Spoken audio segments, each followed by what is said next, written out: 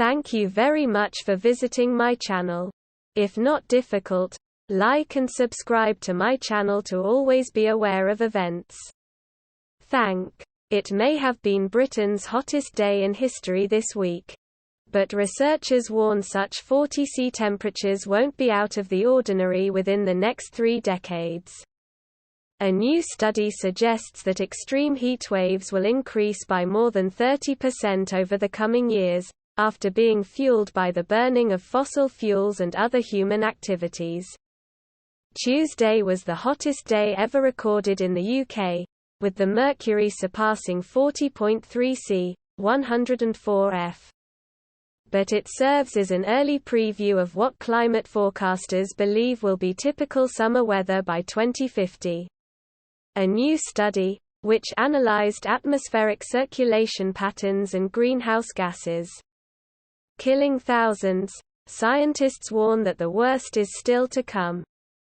With countries continuing to pump greenhouse gases into the atmosphere, experts warn that this summer's sweltering temperatures may seem mild in 30 years.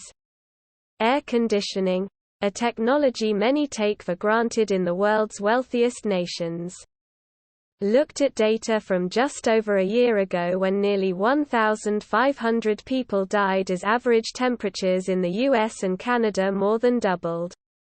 As extreme heat waves ravage the US, Europe and Africa, is a life-saving tool during extreme heat waves.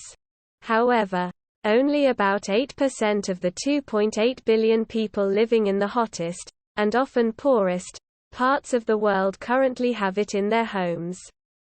In a recent paper, a team of researchers from the Harvard modeled the future demand for air conditioning as days with extreme heat increase globally.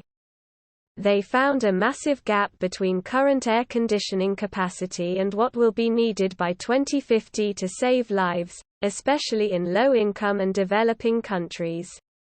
The researchers estimated that, on average, at least 70% of the population in several countries will require air conditioning by 2050 if the rate of emissions continues to increase, with that number even higher in equatorial countries like India and Indonesia.